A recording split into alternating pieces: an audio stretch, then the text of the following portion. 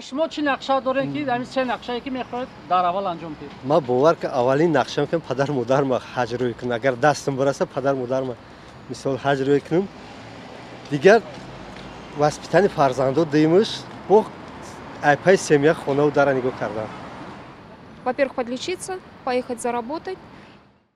اولا خود را کمی معالجه میکنم، بعد به مهاجرت مهنتی میروم. سپس برگشته در تاجیکستان زندگی را ادامه میدهم.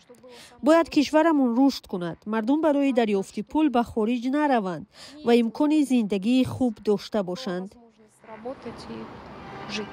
ما آدمای پنسیونر همین درخشانانی و آزادگردانی همیودا کم کم اشتراک میکنیم، همیودا میگیم در عمل بیاریم که آینده تاجیکستان ما هم به وقت همی سرسبز خورم باشه. میخوام که در آینده نقشه خانه‌دار شویم و صاحب خانه شویم، آینده فرزندان ما خوب شود، وطنمان آباد باشد. خیلی چی بود؟ من اگه یه هفته وقت داشته باشم برخی از چیزایی که تو زندگیمو تغییر بدم، یکیش اینه که واقعا دوست دارم یه سری هدفهایی که بهشون نرسیدم، یه سری از رؤیاهام واقعا که بهشون نرسیدم حتما تحقق بدم. یکیش مثلا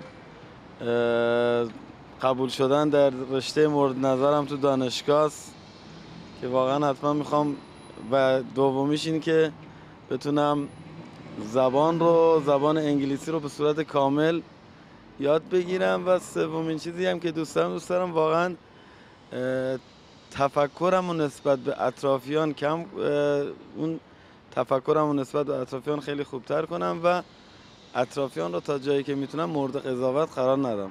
و از اینجا هم خواهش میکنم از تمام مردم که واقعا بی‌رحمانه همدیگر رو مورد قضاوت قرار ندیم، چون واقعا مورد قضاوت قرار گرفتن واقعا خیلی بده.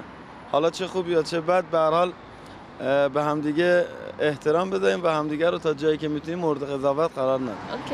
I would help as many people as I can in any way I can. به هر کسی که به کمکم نیاز دارد یاری میرسونم، به هر شکلی که بتوانم. با آنها صحبت میکنم، دوستانم را وادار میکنم که زندگی را ادامه دهند. از پی نقشه سفر به دیگر کشورها هم میشوم. Travel.